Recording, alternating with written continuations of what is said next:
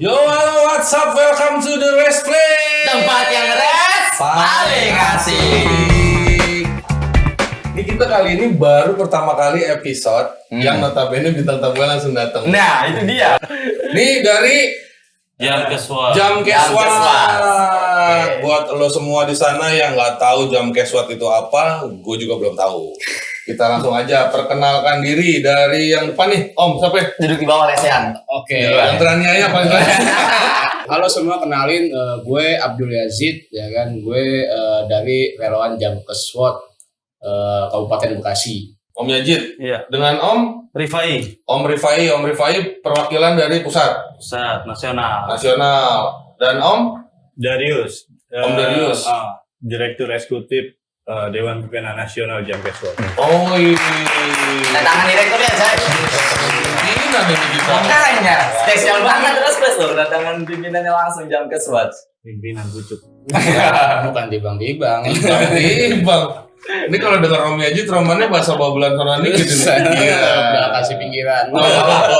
Bawa. Nih Om, tadi Om Darius deh yang gue tanya sebagai pimpinan. Jam Keswat tuh apa sih? Orang di sana tuh ada jamkesnya tuh biasanya kata-kata jamkes tuh sensitif biasanya. Oke.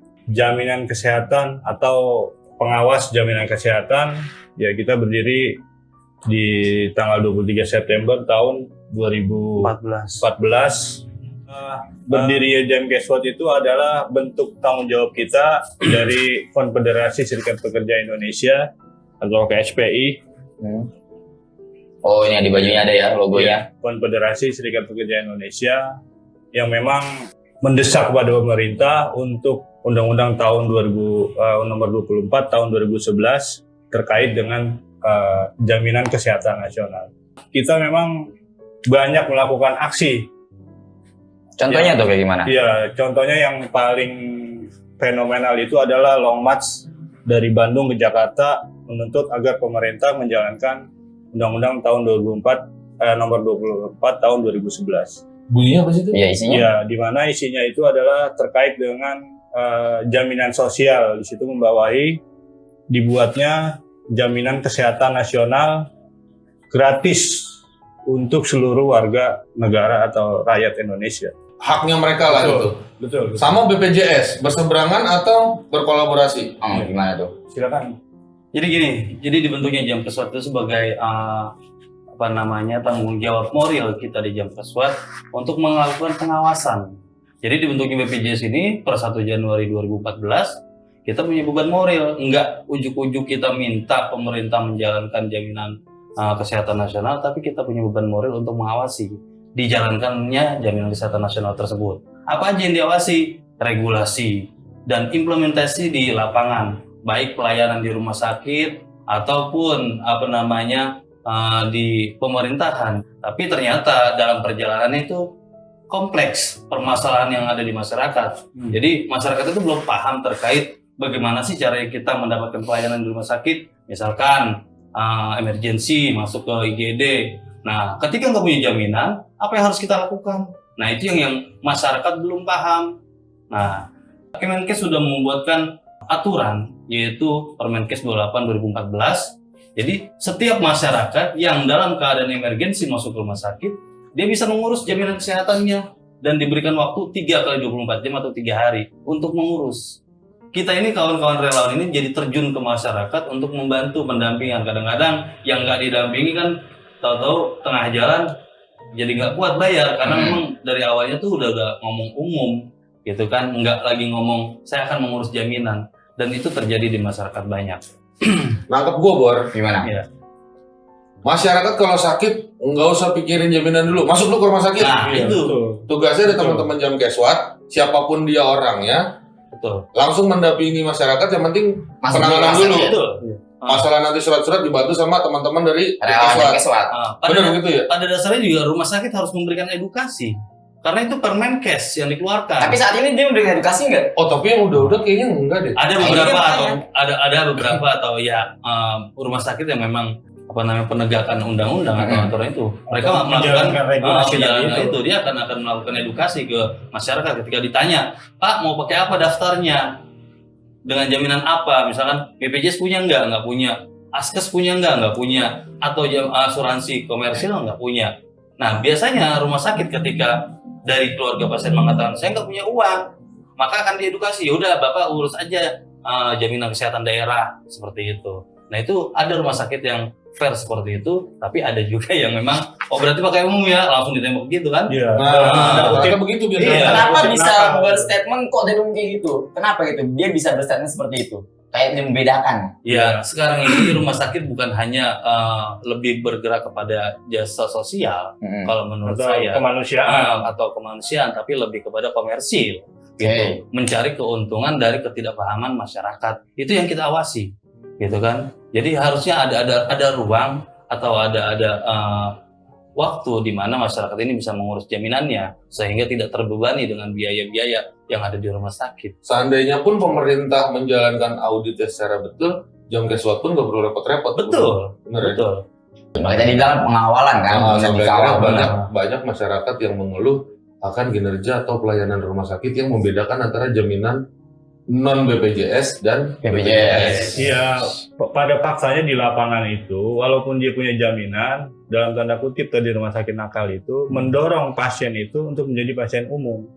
Ataupun walaupun dia di awal itu pakai BPJS, nanti di perjalanannya dia, contoh kalau dirawat inap itu, ada aja tuh kayak misalnya alat kesehatan yang tidak di-cover, atau obat. Beda ya, kalau dia memang ada obat bicaranya atas permintaan sendiri. Kalau kita bilang APS itu atas permintaan sendiri itu beda. Contoh kayak misalnya pasien tersebut minta obat sifatnya obat paten. non BPJS Nah, ya. itu nggak masalah kalau dia pun memang punya uang kan. Cuman kan pada segmen PBI atau penerima bantuan iuran, karena kan memang peserta BPJS itu ada contoh penerima bantuan iuran atau PBI. Ada lagi PPU, peserta penerima upah, pekerja-pekerja formal tuh. Nah, itu namanya PPU. Ada lagi PBPU, peserta bukan penerima upah atau yang bayar mandiri, bayar sendiri. Kayak contoh, kita ambil contoh aja karena kita memang pusatnya itu ada di Jakarta. Untuk PBI itu memang sudah ada payung hukumnya, Pergub nomor 169 tahun 2016 itu, bahwa untuk warga Jakarta itu dijaminkan kesehatannya oleh Pemprov DKI yang bernama KIS APBD DKI. Nah, itu sebenarnya kan masyarakat taunya apa? Oh, itu yang gratis gitu. Padahal itu bukan gratis. Dalam artian memang masyarakat yang tidak mampu itu tidak mengiur. Cuma iurannya itu dibayarkan oleh Pemprov DKI. APBD. Ya, KIS namanya KIS APBD DKI itu sebesar 23.000 per orang. Jadi saya pesan kepada masyarakat, kalau memang ada perawat yang bilang KIS APBD di DKI itu gratis, omelin aja itu perawat. Itu Marahin makanya aja perawat. Iya, enak aja lu gua gratis. Dibayarin sama Pemprov. Artinya apa? Pajak-pajak yang sudah kita bayarkan masuk ke situ. selama ini kembali ke masyarakat lagi. Ya, mudah-mudahan sih ke depan itu untuk pemerintah-pemerintah daerah, karena kan di Inpres nomor 1 tahun 2022 itu udah jelas bahwa gubernur, wali kota atau bupati wajib mendaftarkan atau wajib mengalokasikan anggaran kesehatannya untuk masyarakat. Itu kenapa hanya ke Pemprov DKI Jakarta saja, dari daerah lain belum menerapkan seperti ini. Padahal kan masyarakat atau warga butuh seperti ini. Itu kenapa alasannya? Boleh tahu nggak? Alasannya klasik sih, anggaran. Oh, Kalau gue mau jawab jalan nih. Apa tuh? Karena Jakarta paling disorot. Gitu.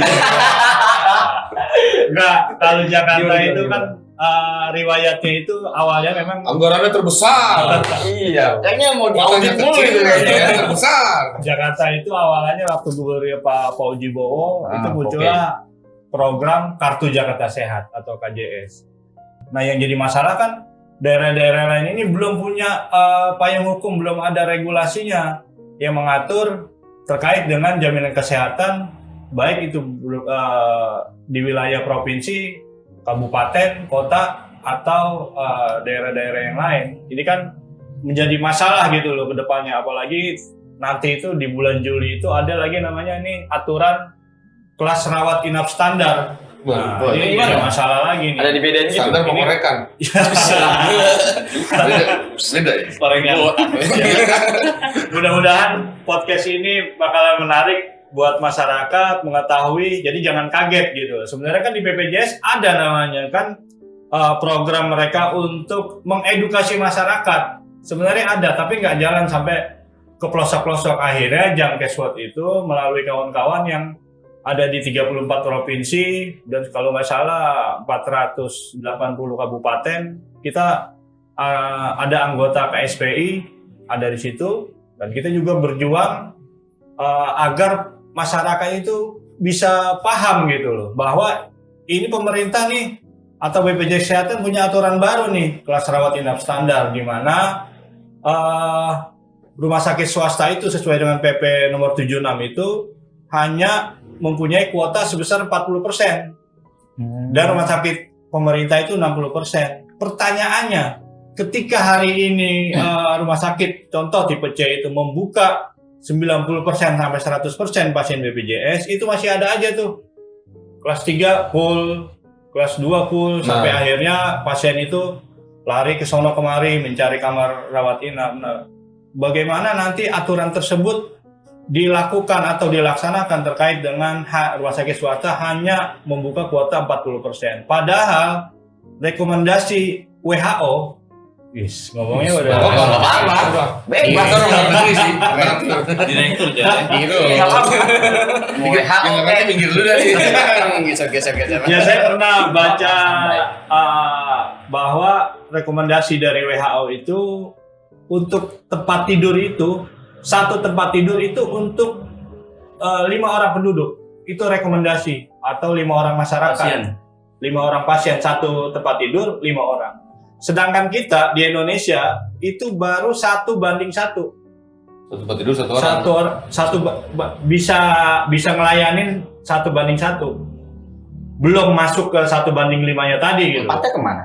Nah, makanya kan artinya apa? Ini berbanding terbalik dengan aturan yang akan dilakukan. Belum mampu gitu loh. Di Indonesia itu dilakukan kelas rawat inap standar. Saya pernah diundang di hotel di daerah Jakarta Pusat. Itu yang menolak kelas rawat inap standar adalah TNI, PNS, Polri. Yang nolak itu benar-benar TNI itu menolak kelas rawat inap standar tadi yang memang nanti akan digulirkan oleh pemerintah. Itu mereka alasan mereka karena memang TNI itu punya pekerjaan khusus dan kebutuhan khusus. Mereka tidak mau dijadiin satu sama masyarakat umum. Jadi artinya kami dari Jamkeswot tetap akan menyuarakan dan kita akan menolak kelas rawat inap standar ini karena memang pemerintah atau BPJS Kesehatan sebagai penyelenggara seharusnya melihat fakta di lapangan. Lihat masyarakat. Iya, apalagi berbarengan dengan kelas rawat inap standar ini akan dilakukan juga iurnya atau iurannya itu satu iuran karena kan memang udah ada kelas 1, 2, 3. Itu udah ada kelas 1, kelas 2, kelas 3 nggak ada. Adanya semuanya disamakan dan iurannya juga disamakan. Dan ini berpotensi kalau kita pikir terkait dengan setelah kita membaca undang-undang itu berpotensi akan menghilangkan segmen PBI. Maka otomatis nanti kan iuran dari PBI ini juga akan naik kan, sedangkan saat ini sebagai tolak ukurnya adalah provinsi yang mempunyai anggarannya besar untuk melakukan UHC ini. Bagaimana nanti provinsi-provinsi atau wilayah-wilayah yang memang anggarannya itu tidak sebesar DKI Jakarta. Nah, ini kan menjadi masalah. Saya pikir nanti Jakarta itu akan berpikir ulang kalau memang iuran itu dijadiin satu atau terkait dengan berbarengan kelas rawat inap standar itu, maka iurannya pun nanti akan diseragamkan iuran tersebut. Nah, ini kan akan menjadi masalah. Makanya kita dari saat ini memang akan menggaungkan isu-isu menolak terkait dengan kelas rawat inap standar ini. Nah, Majid, di lapangan gimana nih? Karena Majid terjun langsung Bagian ke lapangan. ambulan dia. Iya, bagian ambulan. Tadi kan udah jelasin semua masalah BPJS, masalah dari atas atau pemerintahan. Nah, sebagai yang kerja langsung di lapangan ke masyarakat, terjun langsung membawa ke rumah sakit itu kayak gimana? Pengetahuannya. Jadi selama saya mengawal pasien atau masyarakat yang sedang sakit, ya kan, kebetulan saya ini ditunjuk sebagai driver ambulan ya, Om, ya kan. Nah, driver ambulan terkadang kita tuh gini, Om. Saya ada di Bekasi Utara, ya kan. Mungkin satu daerah nih. Nah, tiba-tiba yang perlu itu di daerah Bekasi Timur. Nah, kebanyakan gini, Om. Pasien terkadang itu sampai dibawa dengan mobil pribadi, ya kan. Apalagi yang online lah sekarang kebanyakan tuh. Sehingga terkadang pasiennya itu nggak sampai rumah sakit sudah maaf ya udah meninggal, ya kan. Kebanyakan tuh gitu, terkendala kita masyarakat itu awam terhadap transportasi gawat darurat gitu. Nah, saya sebagai driver ambulan, ya kan, terkadang tuh selalu memberikan nomor telepon kepada masyarakat yang memang dari sini tuh kepala-kepala toko-toko masyarakat. Terkadang saya sudah memberikan nomor handphone untuk menghubungi saya, tetapi terkadang mereka itu masih takut apa? Takut biaya mahal. Kan kita tahu Takut dimintain biaya gitu maksudnya. Iya, tahu sendiri kan, kalau ambulan swasta ketika memakai ambulan itu biayanya berapa duit sih? Lumayan besar walaupun jarak nggak terlalu jauh. Nah, terkadang saya juga miris gitu, Om, ya kan. Biasanya dari rumah sakit sendiri loh. Dari rumah sakit sendiri yang mau pakai ambulan kita biayanya sekian. Nah, Jadi orang mau ke rumah sakit jadi minder. Aduh, mau punya duit nih. Ya mungkin memang notabene mungkin mampu kali. Iya, regulasinya seharusnya Yazid ini hanya mengantar ke pasien misalnya tipe C. Dan pasien ini harus dirujuk contoh ke tipe B karena kan dia pakai rujukan berjenjang itu. Dan seharusnya ketika ke rumah sakit tipe C mau dirujuk ke rumah sakit tipe B itu sudah menjadi tanggung jawab rumah sakit tipe C tadi. Iya, mengantarkan Bukan hanya dia. bukan pakai kan ini kan ambulan dalam keadaan darurat, memang dalam keadaan darurat dalam artian ya tidak terjangkau gitu loh, ataupun pemerintahan daerahnya memang nggak ada layanan ambulan itu. Gitu. Iya, nggak ada fasilitas untuk ambulan tadi. Mungkin karena terkait masalah tadi pendaftaran tadi, kalau misalkan memang mau diantar pakai ambulan rumah sakit tersebut ketika rujuk, berarti kan harus mendaftarkan dulu dong si pasien itu. Iya, bukan bro, ambulan rumah sakit itu ambulan rekanan. Ambulan rekan. Iya, bukan iya. ambulan rumah sakit yang punya rumah sakit itu. Bukan. Iya, bukan fasilitas rumah sakit, tapi dia bilang ambulan rekanan karena ambulan kita memang alasannya mungkin lagi keluar. Padahal ada. Ya padahal ada. Berarti kan nggak ada. Mungkin kan seharusnya kan. Apalagi buat nge-grab. Iya. Ya kali kita pakai ambulan sampai masuk bor. Biar cepet kali. Sesuai aplikasi, Pak. Iya. Ya, Om Yazid, ini gimana waktu ngurusin pasien di lapangan, kendala-kendalanya lo? Untuk mengarahkan ke rumah sakit? Ya jadi gini, Om, biasanya kan gua suka bawa-bawa masyarakat nih yang butuh bantuan ke rumah sakit. Nah, kendala yang paling utama tuh kadang-kadang gini,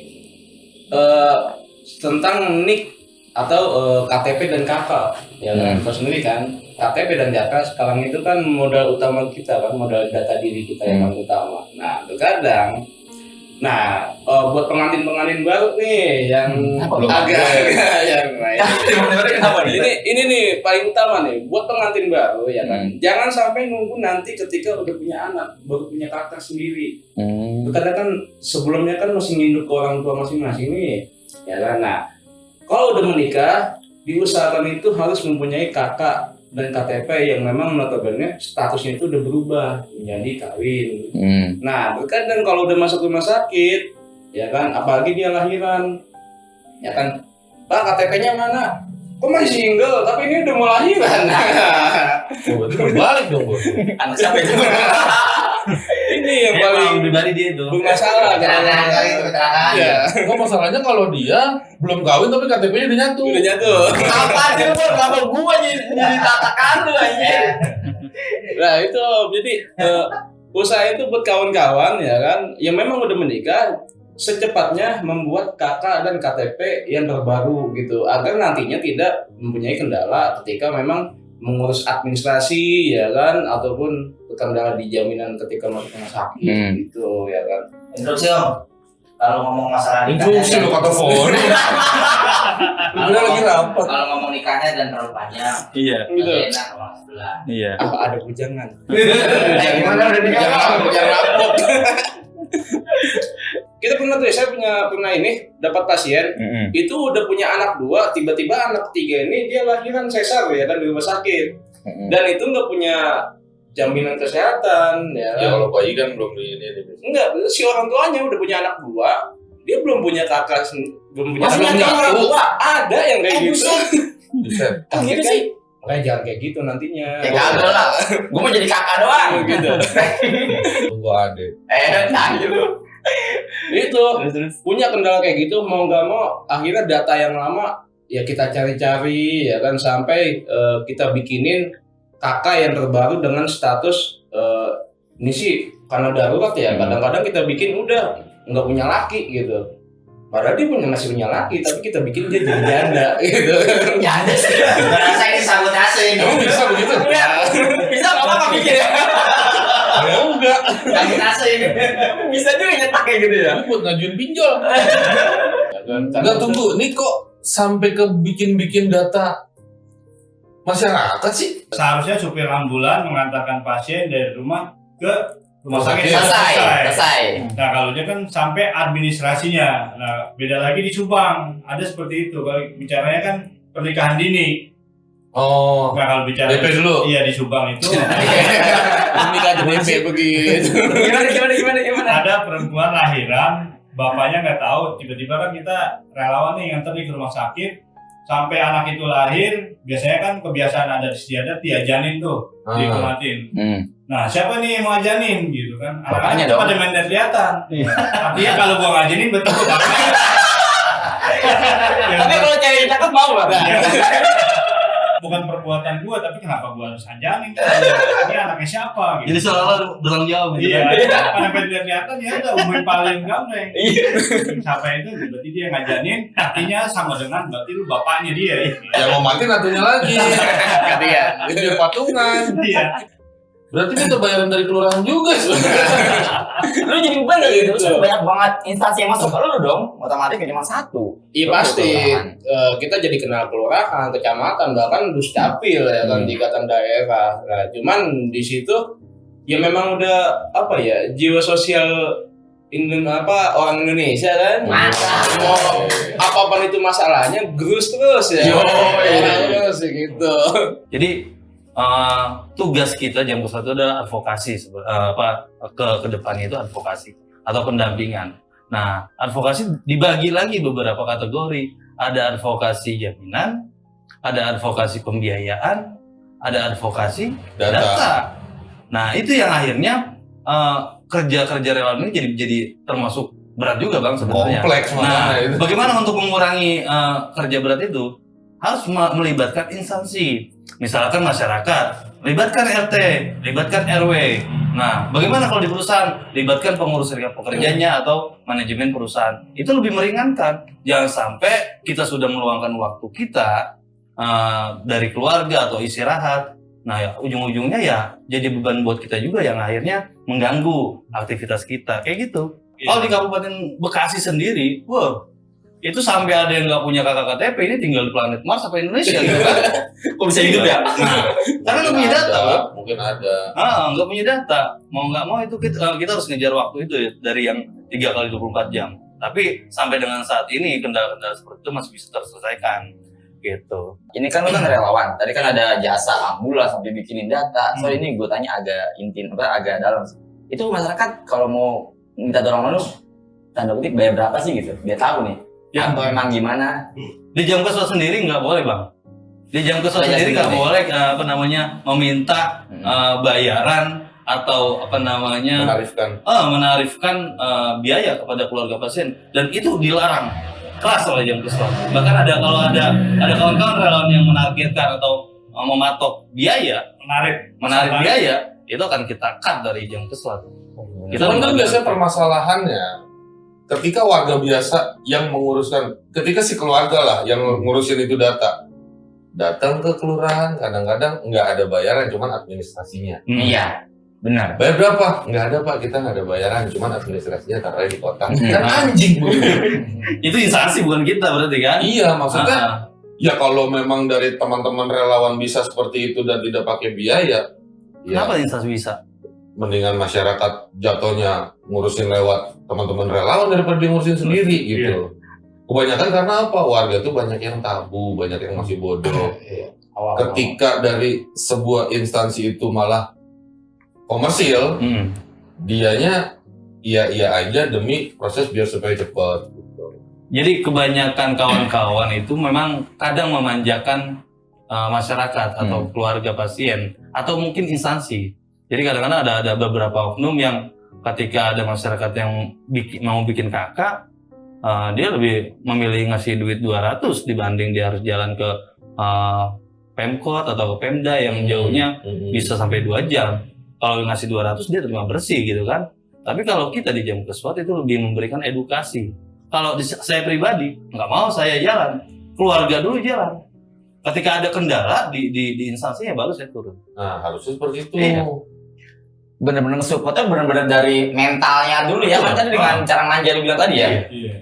Jadi terkait dengan kita menarik tarif ke keluarga pasien yang minta jasa kita itu, memang kita udah kita atur di peraturan organisasi kita.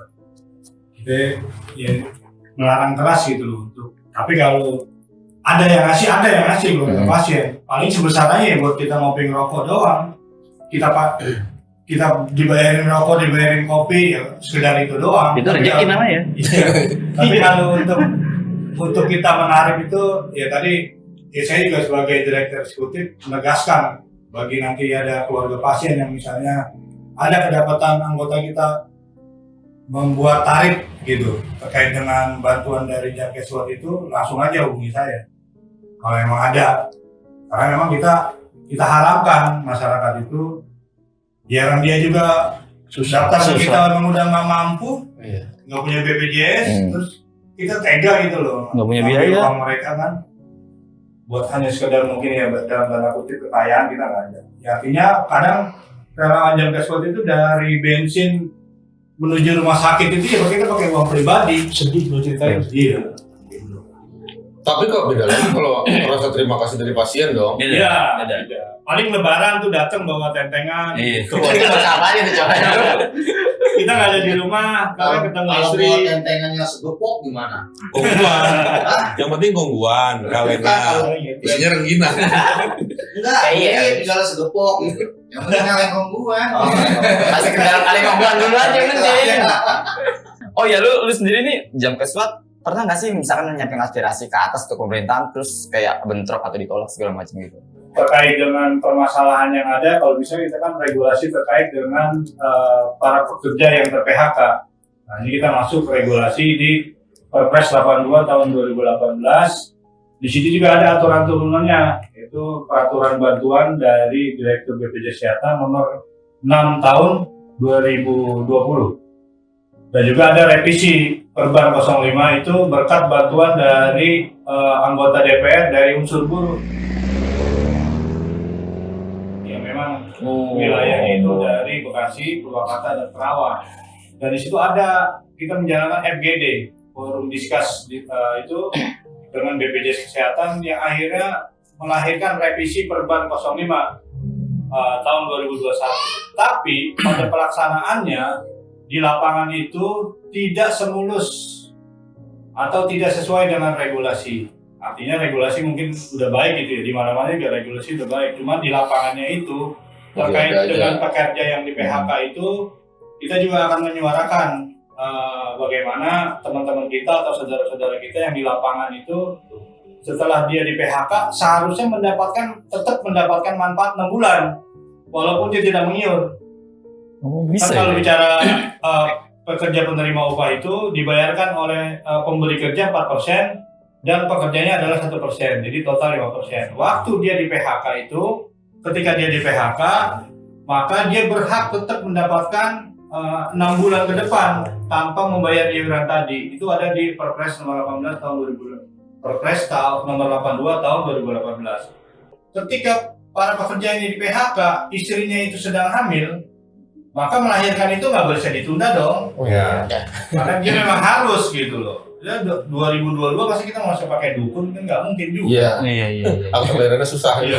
Apalagi yang nggak ada kakak tadi ntar bukan azan lagi. Nah, jadi masalah lagi nanti. Makanya kita tetap menyuarakan agar Komisi 9 ini melalui Komisi 9 kita bahas lagi nih terkait dengan revisi Perban 05 ini. Bagaimana di lapangan ini tidak sesuai gitu kan. Jadi yang kita minta itu ketika para pekerja PHK dalam PHK sepihak atau PHK yang mengundurkan diri, PHK yang habis kontrak, itu secara otomatis mendapatkan manfaat 6 bulan tadi itu. Jadi ya melalui podcast ini kita minta Komisi 9 untuk lebih memperhatikan terkait dengan pelayanan kesehatan, terutama aturan-aturan yang memang akan dijalankan tadi yang kelas rawat inap standar, yang pertama, yang kedua adalah terkait dengan para pekerja yang di PHK yang harusnya mendapatkan manfaat 6 bulan. Yang ketiga adalah tolong Kementerian Sosial jangan seenak-enaknya menonaktifkan para peserta PBI APBN. Karena apa? Kita punya data di Jawa Timur itu satu kakak itu ada 5 orang satu kakak. Cuma yang dinonaktifkan itu 1 orang, yaitu orang yang memang sedang berobat jalan. Nah ini kan aneh. Kalau memang mau dinonaktifkan itu kan 1 kakak, full 1 kakak. Ini yang dinonaktifkan adalah mungkin anak ketiga atau anak kedua, dan anak tersebut memang sedang berobat jalan ke rumah sakit, tapi PBI-nya dinonaktifkan. Jadi sekali lagi kita ingatkan kepada Kementerian Sosial untuk tidak lagi menonaktifkan peserta KIS APBN, karena memang apalagi kan saat ini di zamannya pasca pandemi ini Benar. banyak para pekerja yang di PHK, pedagang yang bangkrut, atau teman-teman kita ojek online yang memang pendapatannya tidak menentu, yang pasti mereka kekurangan. Terus kita tadi untuk menyampaikan atau menyambung dari Om Darius, tadi kan ada nggak sih kendala-kendala ketika ngurus pasien gitu? Kita bisa sampaikan sama. Iya, Bang Bayi, silakan. Ya, tadi yang pertama adalah terkait data diri atau administrasi data diri. Nah, yang itu umum itu di masyarakat terkait data diri. Nah, kalau di pekerja, kendala-kendala ketika kita mengurus pasien itu biasanya pekerja itu mengutamakan asuransi komersil. Jadi ketika dia masuk perawatan rumah sakit ataupun mau mendapatkan pelayanan, itu mereka lebih mengedepankan asuransi komersil. Dipikir oh ya asuransi gitu kan, sangkanya elit atau segala macam. Nah, tahu-tahu tengah jalan itu ada limit. Ya, itu dia. Karena kalau BPJS no limit gitu, walaupun ya standar-standar lah gitu. Tapi kalau asuransi komersil itu ada limit. Nah, itu banyak yang kita dapatkan pengaduan dari pekerja ketika sudah tengah jalan, dia punya limit, bahkan ada yang sampai 150 juta. Nah, solusinya gimana? Mau nggak mau, ketika kita ada link atau ada koneksi dengan rumah sakit masih memberikan kebijakan, belum lewat dari 3 kali 24 jam, itu masih bisa dialihkan kalau memang ada kebijakan dari rumah sakit. Meskipun awal pertama daftarnya pakai asuransi. Ya. Tapi ketika rumah sakit nggak punya kebijakan, karena apa? Di awal itu dia bikin pernyataan bahwa jaminan yang digunakan adalah asuransi komersil. Nah, ketika itu tidak bisa dialihkan, maka mau nggak mau pasien yang ada di situ kita rujuk ke rumah sakit lain dengan menggunakan BPJS Kesehatan, dan itu sering terjadi di pekerja. Limit-limit itu yang akhirnya menjadi kendala buat kita mendampingi atau mengurus pasien, karena kendalanya harus dirujuk. Apalagi ruangan atau fasilitas yang diperlukan adalah intensif gitu kan, seperti ICU atau NICU gitu. Itu beda nggak sih asuransi komersil sama asuransi perusahaan? Sama. Jadi kadang perusahaan ini memberikan jaminan kesehatan kepada pekerjanya. Ada yang BPJS saja, ada yang punya 2 jaminan kesehatan. Nah, 2 itu BPJS Kesehatan ada, asuransi komersil ada. Tuh. Tapi pekerja lebih kadang-kadang lebih mengedepankan menggunakan asuransi komersilnya dibandingkan BPJS, karena ya BPJS kan ribet bahasanya, harus minta rujukan lah segala macam. Tapi ketika emergensi itu BPJS pun bisa langsung digunakan Kalau emergency. tanpa harus meminta rujukan gitu. Jadi kawan-kawan pekerja ini harus melihat situasi dan kondisi kapan dia akan menggunakan itu. Kalau asuransinya bisa digunakan ketika kontrol atau nembus obat, karena kan kadang-kadang kalau BPJS obatnya obat generik. Tapi kalau misalkan asuransi kan dia bisa milih obat paten lah kita mintanya gitu. Pembayarannya asuransi. Tapi kalau perawatan apalagi yang butuh intensif gitu, ruangannya mendingan BPJS. Ya, berarti analoginya ataupun gas besarnya adalah ketika dia itu mengaktifkan dua-duanya, komersil dan BPJS, itu harus balance ya. Betul. Karena ketika lagi urgent seperti tadi bisa dipakai salah satunya, benar nggak? Iya. Nah, kendala selanjutnya adalah yang ketiga terkait fasilitas kesehatan. Dimanapun, kalau di Jakarta mungkin banyak rumah sakit tipe A, seperti Fatmawati, RCM dan lain-lain. Tapi kalau di daerah-daerah itu rumah sakit punya keterbatasan fasilitas, dan kayak di Bekasi atau Bekasi Kota itu kita sering merujuk pasien-pasien yang memang butuh fasilitas seperti ICU dan NICU gitu kan, ujung-ujungnya ke Jakarta atau ke wilayah-wilayah lain gitu kan, itu keterbatasannya. Kita bagi informasi juga buat masyarakat itu terkait dengan laka lantas. Ini juga banyak sering terjadi. Silakan Bang Bayi bercerita terkait dengan laka lantas, syaratnya seperti apa, Pengurusannya seperti apa itu? Iya, jadi ketika ada masyarakat atau dari kawan-kawan yang kejadian kecelakaan di jalan raya, prosesnya memang agak-agak ribet kalau di orang yang belum terbiasa, karena Dan belum tahu lah. karena kategori laka lantas itu ada dua. Oke. Nah, yang pertama adalah kecelakaan tunggal, yang kedua adalah kecelakaan ganda. Kalau tunggal tentunya nggak ada objek lawan, tapi kalau ganda ada objek, misalkan hajar-hajaran motor gitu kan, Atau banteng gitu ya. adu banteng, itu ganda. Kalau tunggal, kita jalan sendiri atau jatuh atau kena lubang, itu tunggal. Nah, buat proses pengcoveran di rumah sakitnya ketika dibawa ke rumah sakit, ke IGD misalkan, nah pertama yang disampaikan ke rumah sakit adalah kronologis. Tuh, nggak lagi jaminan dulu, tapi kronologis. Ini kronologisnya gimana, Bang? Misalkan, atau Pak, atau Om gitu kan. Itu kronologisnya adalah saya ngehajar lubang terus jatuh. Maka itu yang akan dijadikan acuan. Nah, kalau misalkan saya tadi diserempet, nah itu akan jadi acuan juga. Berarti kecelakaan tunggal, apa ganda? Ganda. Gitu.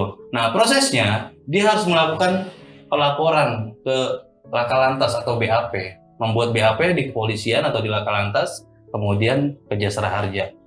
Jadi untuk BAP ini sama kayak kita laporan Polisian jasa. kehilangan atau kejadian-kejadian kriminal kayak gitu, BAP. Kita laporan bawa motor atau kendaraan, bawa surat-surat, laporkan ke Laka Lantas. Setelah keluar surat BAP, kita ke Jasara Harja. Tuh. Kalau misalkan ternyata ini kecelakaannya ganda, maka pengcoverannya adalah Jasara Harja sebesar 20 juta. Wow, di cover Jadi rumah sakit. biaya rumah sakit. Nah, ketika limit biayanya sebesar 20 juta itu selesai atau habis, maka BPJS akan masuk menjadi pengcover kedua. Karena limit kan udah nih Jasara Harja. Nah, BPJS masuk sebagai pengcover kedua. Tapi kalau tunggal, ketika kita buat BAP kemudian ke Jasara Harja, maka Jasara Harja akan mengeluarkan surat penolakan klaim. Artinya semua pembiayaan di rumah sakit ditanggung sama BPJS Kesehatan. Oh. Tuh. Kalau tunggal tuh. Kalau tunggal. Nah, yang lebih rumitnya ketika orang yang kecelakaan ini tidak punya jaminan apa-apa. Kalau misalkan tunggal nih, nggak punya BPJS, mau pakai apa? Maksudnya nggak di-cover Nggak di-cover dia. nggak bisa masuk juga jaminan. Kadang Karena kan kalau misalkan nggak punya SIM, pasti nggak ada Jasara Harja dong. iya. Iya kalau dia nggak punya SIM. Tapi dari teman Jalan Scott bisa menolong seperti itu, masyarakat yang seperti itu membantu. Kita untuk selalu ngurusin. mengedukasi. Kita selalu mengedukasi masyarakat yang memang melaporkan kita gitu kan terkait permasalahan termasuk kecelakaan.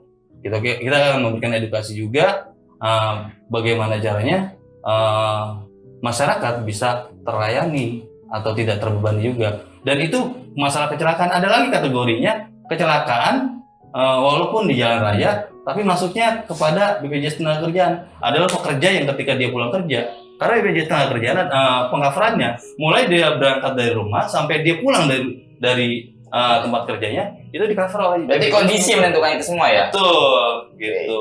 Jadi Jadi terkait dari pengurusan tadi tuh gua dengarnya masalah tadi Kakak Lantas terkait dari pengurusan jasara harja itu. Terus tindakannya gimana selama kita pengurusan itu? yang tadi itu 3 kali 24 jam. Bukan maksudnya kan tadi kan yang pertama ditanya itu bukan jaminannya tapi kronologinya. Betul. Contoh kalau si korban itu nyatanya udah nggak sadar apa bagaimana? Tentu bukan pasien yang mengurus, ada keluarga atau saksi yang mengurus, membantu Yang mengurus. membawa dia ke situ lah gitu lah ya. Betul. Tapi untuk si pasien tetap harus ditangani dulu. Iya, Masih betul. datang ke lakar. Iya makanya. Lagi sakit gitu kan? Kamu berapa? Sakit mau. Gue langsung enteng dibilang yang utama ditanyain kronologi. Lah kalau gue yang jatuh dong gue udah lecet-lecet ditanya banyak ngomong lu. Gimana lu urusin? Nanya-nanya. Karena kepengurusan berita acara kepolisian itu syaratnya adalah 2 saksi, Betul. 2 orang saksi. Harus ada 2 orang saksi.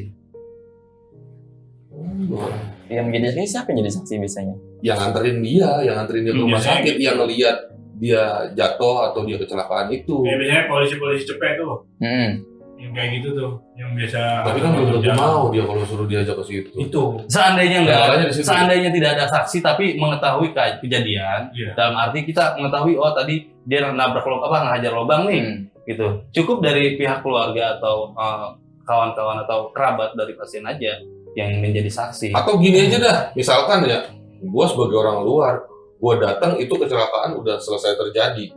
Notabene pasien udah dibawa ke rumah sakit kan, tapi gua korek-korek data di situ. Nanya polisi cepet kan, nanya siapa kah, tiba-tiba gua datang ke rumah sakit, contohnya gua relawan nih, gua pengen bantu dia ngurus jasara harja. Ya udah gua yang jadi saksi ke kepolisian. Yang penting gua tahu kronologinya, nggak apa-apa dong. Bisa, Nggak iya. apa-apa.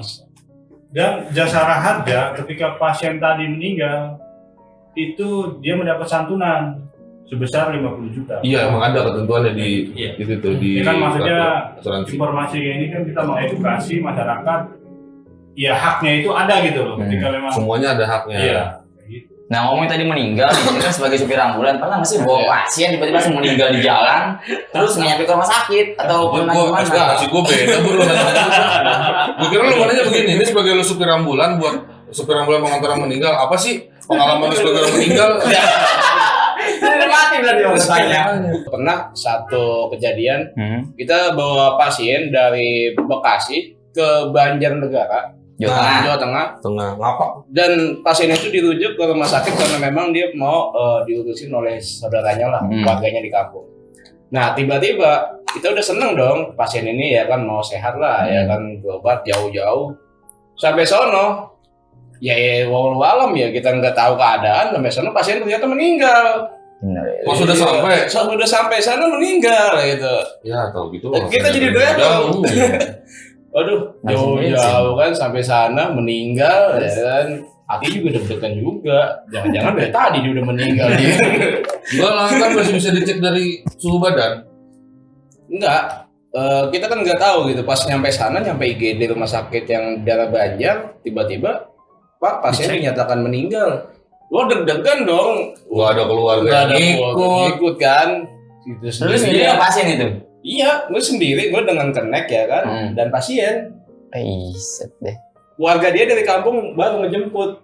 Ya kan, kayak gimana nggak deg-degan. Sore itu nyalain lu nggak keluarganya? Lu gimana supir kok sampai meninggal gitu? Enggak, iya. Nah, takutnya dipermasalahkan Iya. dari supirnya. Ini gara-gara Ugal jalan nih. Ada peluru dihajar Iya. gitu kan, ada lubang dihajar gitu. Enggak lah kan, niat baik kita sebagai relawan udah mengantarkan keluarga ya kan sampai sono. Alhamdulillah sih baik gitu dari keluarga yang di sana juga. Intinya terima kasih udah dianterin lah ya kan. Karena jauh-jauh juga kita nganterin ke sono. Soal nyawa itu kan urusan Terus Tuhan. mayatnya juga ngomong terima kasih Bang udah. Ada rasa nggak ketika bawa pasien tiba-tiba dia udah nggak ada tuh ada kayak tanda-tanda sendiri nggak?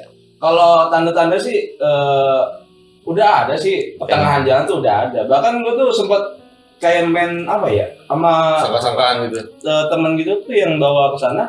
Ini nyampe nggak? Ayo kalau nyampe lepas bungkus. Lah, Wah kok jadi tanda? Gimana sih? Tanda doang. Jadi bahan taruhan. Jadi jangan ngikutin deh. Jangan ikutin. Kenapa ini jadi taruhan? Permasalahannya taruhannya itu kecil banget. Iya. Fokus. Cuma rokok jarak jauh. Iya. Cuma Jadi yang bilang kagak tahan siapa? Apa gitu? Yang dibilang out siapa? Nah, kalau secara naluri ya gua bang. Wah, berarti merasa bersalah. Udah sering banget gitu bawa sini gitu. Ya kan. anjir Apa nih? bukan orang mati mana dia. Mana dia cuma rokok lagi. 3,5 Pikirin. Kata lu kan nggak mungkin nyampe ya kan. Keadaan yang kayak gitu kata temen gue nyampein aja. Lah, lu gimana nyampein nyawa orang? Gitu. Ternyata sampai lokasi kita liatin dulu kan, liatin. Wah, menang gua kan, nggak nyampe ternyata. Seneng dong lo. Terima kasih. Anda senang. Lainnya bilang anjing gue gimana taruhan ya. Oke nih Bor, aduh. Ini kita tadi habis syuting capek banget Bor. Oh Neto, Ayo, kita makan dulu. iya. Ini ada nasi padang. Dari mana? Dari Sayang Bundo. Wow, sayang Wow. Gokil. Nih, Kasih tau lu Bor. gua kasih tahu, ini namanya nasi padang Sayang Bundo. Hmm, Sponsor kita yang ngebantu Resplash. sponsor abadi ya. Sponsor abadi kita nih. Kita kalau nggak ada Sayang Bundo pokoknya kelaparan. Nggak bisa podcast. Nih lo tahu ukurannya segini nih. Ini hampir sama kayak gedenya dia. Ini bangsat gedean gue anjir. Lo tahu harganya berapa segini nih? Berapa Bor? 11.000 tuh. Kalau tangan gua tuh sejengkal. No, sejengkal. 11.000 dapat segempak gini. Lo Gila. buat kenyang makan sehari 3 kali aja nih masih cukup buat modal 11.000 doang. Anak kosan gimana anak kosan makan ini? Ini makanan anak kosan. Wah, Buat anak irit, kosan. buat irit tapi launya enak. Coy. Nah, Pokoknya lo harus coba. Ini harganya berapa kasih tahu lo? 11.000 budak apa kuping lo? Oh, udah 11.000, ya 11.000. Nih launya tuh ayam. Ini pilihan. Rendang. Dan gue tadi pakai tunjang, kikil. Kok lo beda sendiri sih? Oh jelas ada namanya Pak Ian. Wow, berarti bisa dong kalau beli di request gitu? Beda sendiri. Bisa. Pokoknya lo nggak perlu ribet nyarinya. Ini udah banyak di Bekasi, banyak cabangnya. Namanya Warung Makan Sayang Bundo. Itu ada 5 cabang. Di mana aja, Bor? Pertama pusatnya ada di Villa Indah Permai Bekasi Utara. Itu. Terus ada di Kiai Haji Nur Ali, Nah, Ujung Harapan. yoi, Terus di Babakan, catat tuh. Babakan Bekasi, Gabus, Itu dia. sama satu lagi Di mana? di Warung Ayu. Nah, Warung Ayu tuh. Babelan. Babelan. Buat Bekasi Utara, kota Bekasi Utara semua kabupaten, lo nggak perlu ribet-ribet, jaraknya dekat-dekat, Itu dia. nggak perlu habis bensin banyak, lo bisa kenyang. Pokoknya buat anak kosan, mau anak kosan, mau anak bermobil, banyak Bisa juga, ya? Bor. Tadi kan dari 11.000, itu lauknya apa aja? Apa? Bebas Bebas. segala macam lauk di situ, harganya cuma 11.000. Seriusan bebas? Bebas, lo bisa milih apapun di situ. Buset deh. Dan buat para ibu-ibu pengajian, Hmm. buat para yang pada mau ada yang selamatan, mau bagi-bagi makanan ke anak yatim piatu, bisa kontak aja langsung nomornya nih. Bisa buat acara-acara hajatan dong berarti? Bisa. Oke. Langsung aja pesen nasi bok atau prasmanan mau dibikinin buat makan siang di kantor-kantoran, hubungin aja langsung. Pokoknya recommended banget. Nomor bawah ini ya. Recommended banget dah pokoknya dah. Nggak ada lawan selain Sayang Bundo. Ingat, Itu. Sayang Bundo. Ada nasi padang, ada sayang. Bundo. Oke, udah sampaikan semua Ibu ya. Udah, cakepin. Cakep dan mantap, ini podcast bener-bener wah padat isinya. Terakhir aja deh, kalau buat masyarakat di sono yang nonton Resplash dari teman-teman Jam Keswat, apabila ada yang nggak tahu, Betul. harus menghubungi Jam Keswat kemana? Siap. Langsung aja telepon 0821 1484 9610. Oke, ada di bawah ini Nanti ntar nih. Ada di bawah ini Nomornya. untuk khususnya DKI Jakarta silakan, dan juga secara nasional nggak masalah. Oke. Dah. Nomor telepon lu. Oke, kalau mau melakukan pengaduan, masyarakat bisa ke nomor ini juga di 0858 1150 1242. Jadi dimanapun, karena memang saya termasuknya di jajaran nasional, masyarakat bisa melakukan pengaduan ke kami. Ya. Oke, itu aja. Gue juga nih. Ambulan. Ambulan lah, lu gimana lu? Penting. Penting. Kalau untuk kontak pesan unit ambulan atau mungkin advokasi wilayah Kabupaten Bekasi khususnya Utara ya kan, silakan ke nomor gue ya kan, WA atau telepon ke 0896 37416382 ada nih di bawah ini. Yoi, dikasih tahu. Berarti Aku semua orang Papua. selain ini siap-siap bakal banyak sales. Rame dah. Sales yang nawarin banyak. Nawarin mobil siap-siap aja. Oke, Om Darius, Om Yajid, Om Ripai. Om Ripai, thank you banget udah Siap, bisa siap. Kasih banyak semuanya. pengalaman di Resplace. Jam kesot, Sehat. jam kesot, Sehat. jam kesot, Sehat hak rakyat. Pokoknya pesan dari kita jangan ada kata letih berbuat baik. Yes. Doa kita semua buat Jam Keswat karena banyak menolong masyarakat. Amin. Paling dari kita itu aja Bor ya. Oke. Kita pamit undur diri dengan gua Yan. Dan gua Oneto. Kita kembali lagi di Di episode selanjutnya. Resplace. Resplace.